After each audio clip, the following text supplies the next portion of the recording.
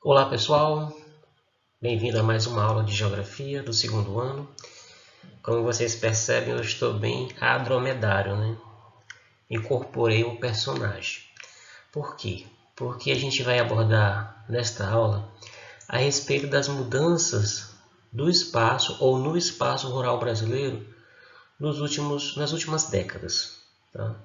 Então isso vai inferir a gente retratar a respeito do contexto de modernização, ocupação empresarial, né, do território rural brasileiro e a relação disso com os impactos na urbanização, na industrialização e ao mesmo tempo também na situação das famílias, né, que foram atingidas com as transformações da modernização do rural brasileiro que começaram a partir da segunda metade do século passado.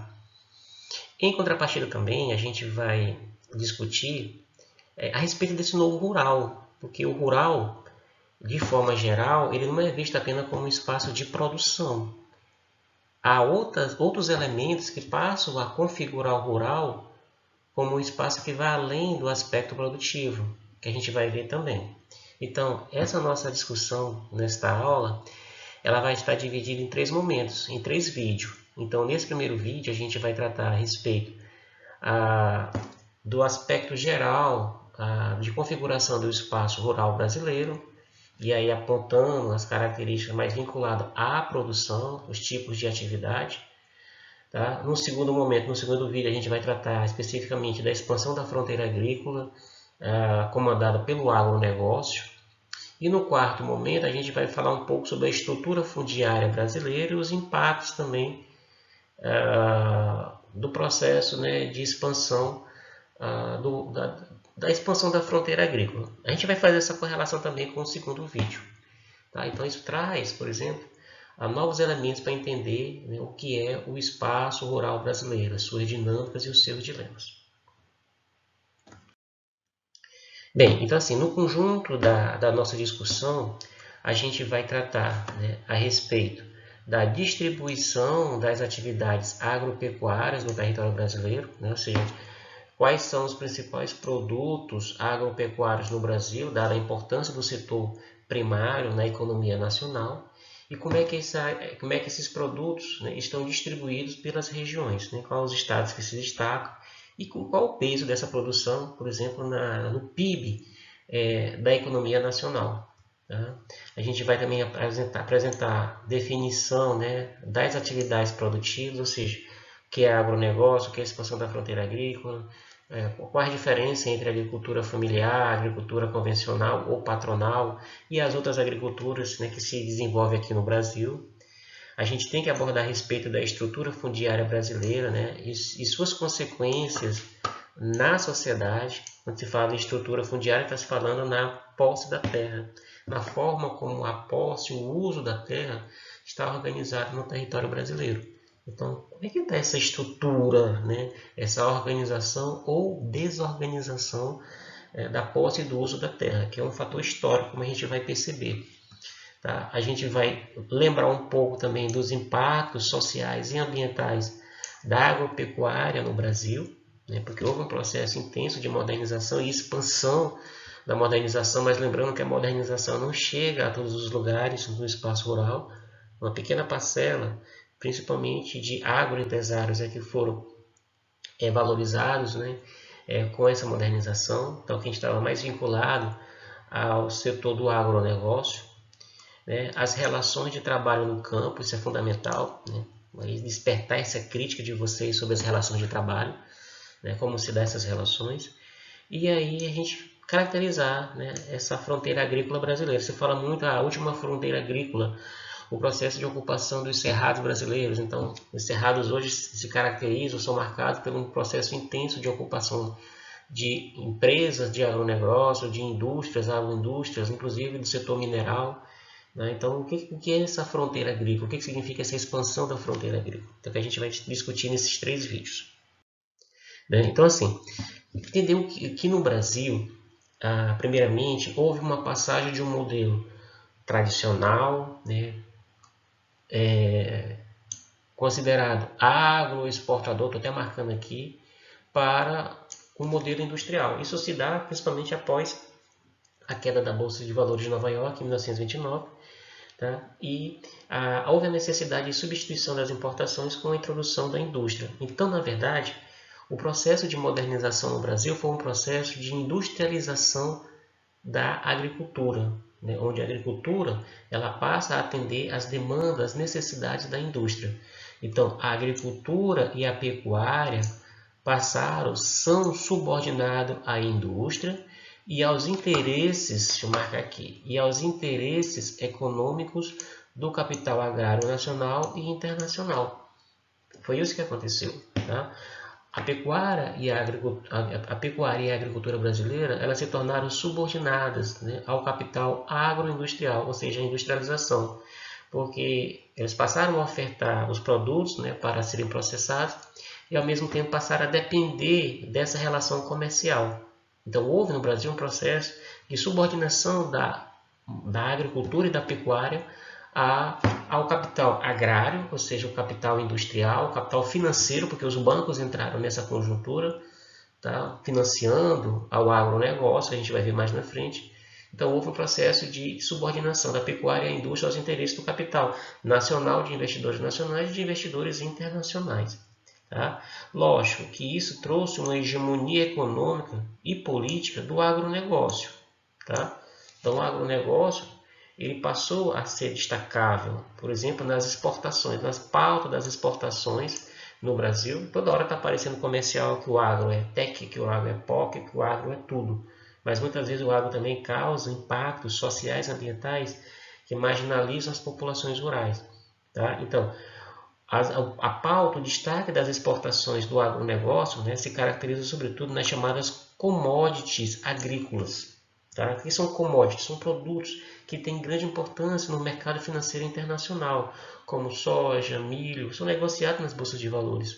Então, sorgo, né, outros produtos também derivados do campo, do setor primário. Então, você tem agroflorestais, né, como madeira.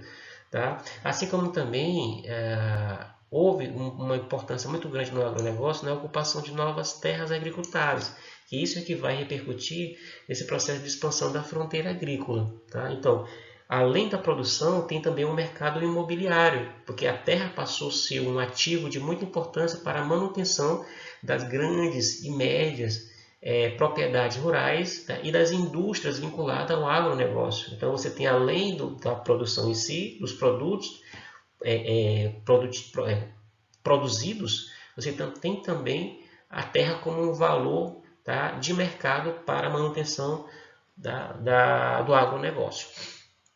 Outra coisa também que no Brasil, tá, ocorreu uma dependência para a importação de gêneros alimentícios essenciais, porque assim, houve uma centralidade de produtos mais voltados para o mercado externo.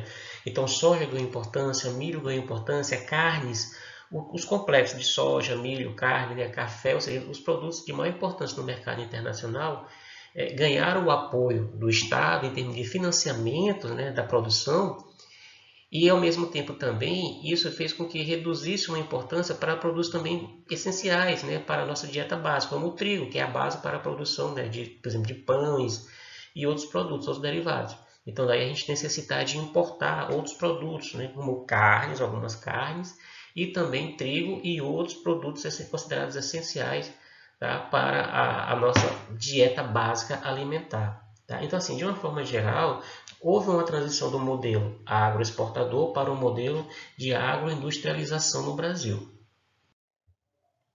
Uma outra característica que nós não podemos deixar de apontar e discutir é a respeito que no Brasil existe contrastes no espaço agrário, contrastes produtivos, contrastes sociais. Tá?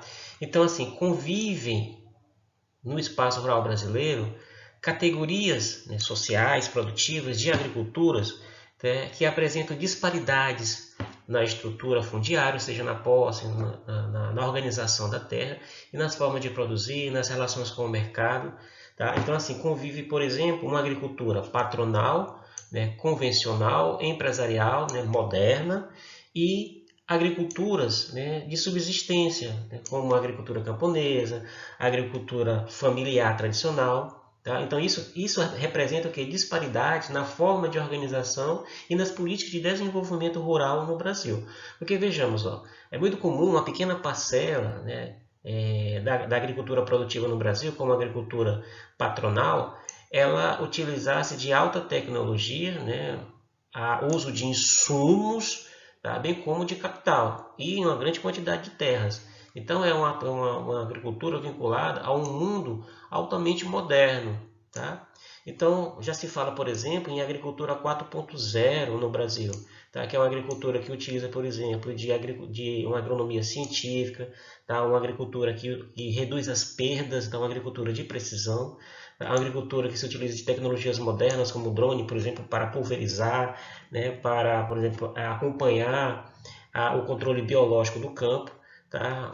Vinculado também, por exemplo, ao uso da internet, de inteligência artificial, de tratores, né, por exemplo, comandados por satélites, de robôs também que passam a ser inseridos no campo, né, e outros detalhes, por exemplo, da tecnologia que está sendo implantada, por exemplo, no campo, mas, lembro, há uma pequena parcela, né, de agricultores que são representantes da agricultura patronal, da agricultura convencional. Tá? Então, essa agricultura patronal, como é que ela se caracteriza? Por empregar alta tecnologia, muito uso de capital, tá? Insumos e pouca mão de obra. Por quê? Porque a especialização é muito elevada nesse tipo de agricultura, o que causa, por exemplo, um desemprego estrutural. Tá? Ou seja, emprega-se muito pouco no setor da agricultura patronal, em função da tecnologia empregada.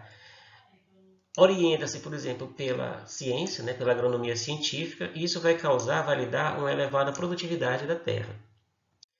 Tá? Em contrapartida, nós temos a agricultura de subsistência, né, que é marcada principalmente pelo trabalho familiar, tá? Aqui tem duas imagens, onde tem pouco emprego de capital, pouco emprego de tecnologia, pouco uso de insumos, porque os insumos são caros, né? Sobretudo insumos químicos, né? Aí os agrotóxicos, né? Os fertilizantes, herbicidas são mais utilizados, praticados pela agricultura convencional, mas em contrapartida ela é utilizada muita mão de obra, porém não especializada.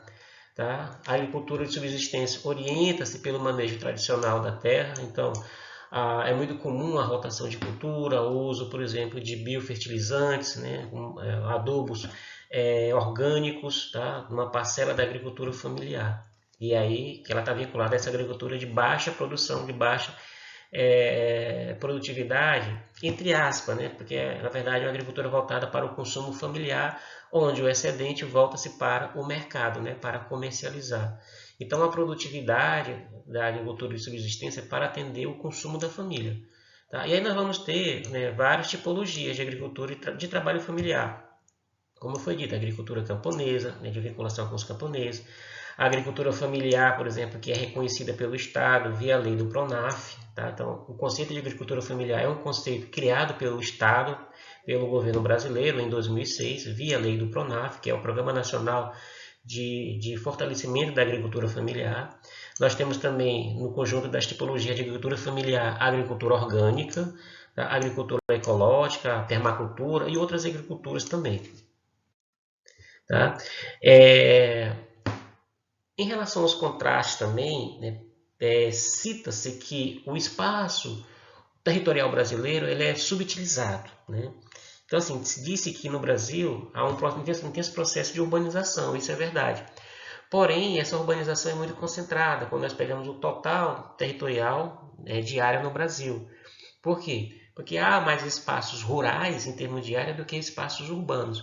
Então, por exemplo, quase em torno de 66% do território brasileiro, tá, eles estão cobertos por vegetação nativa. Esse é um dado importante. Onde 10% são unidades de conservação, quase 13% são terras indígenas, né, quase 26% são áreas de propriedades, né, destinadas à preservação em propriedades rurais, em torno de 17%, né, então, são terras devolutas, não cadastradas, ou seja, terras que pertencem aparentemente ao Estado. Tá?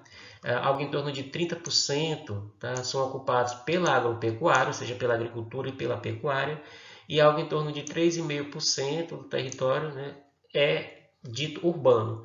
Então, assim, apenas 3,5% do território brasileiro, em termos de área, é urbano, o restante é vinculado, tá, ao espaço rural. E aí, cabe a gente apresentar aqui, por exemplo, algumas características, né, das agriculturas familiar, da agricultura orgânica e da agricultura moderna, dita empresarial, dita convencional. Né? Então, nós temos na agricultura familiar, ela é caracterizada pelas pequenas propriedades, assim como a agricultura orgânica, já na agricultura moderna é marcada pelas grandes propriedades. As culturas, né, que são cultivadas, por exemplo, na agricultura familiar, são do mesmo ciclo, tá? As culturas variadas no mesmo ciclo produtivo. A mesma coisa acontece também com a agricultura orgânica. Na agricultura moderna, não, é apenas um ciclo, né? Apenas uma cultura por ciclo, desculpe, apenas uma cultura por ciclo. Então, o que significa? Aqui se caracteriza pela monocultura, né? Então, só uma plantação de soja, só uma plantação de milho, como vocês veem aqui. Ó. E aqui, na agricultura familiar e na agricultura orgânica, se caracteriza pela policultura. Tá? Então, a mão de obra na agricultura familiar e orgânica, tá? Ela é dada pela família, e a agricultura moderna emprega pouco e boa parte desses empregados, né, são serviços temporários.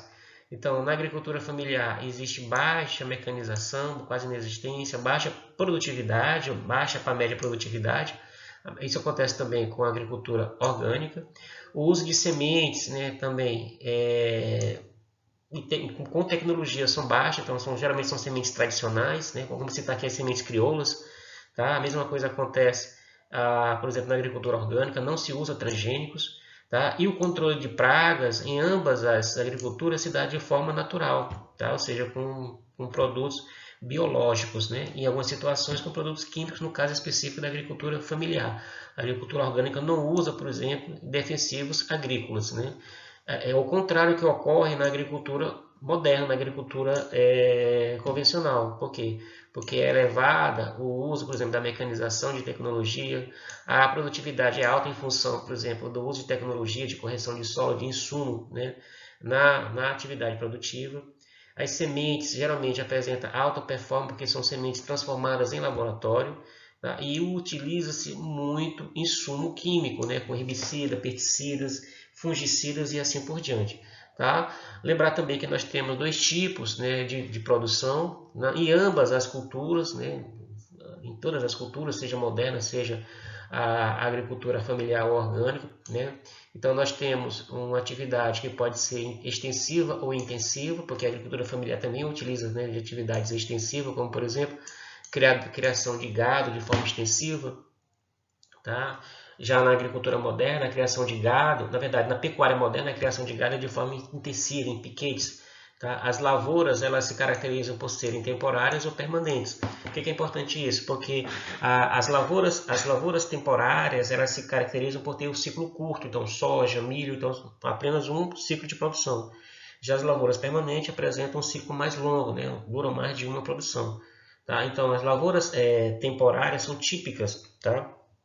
Da agricultura moderna, bem como também da agricultura familiar, como por exemplo arroz, feijão, milho, tá? São típicos de ambos.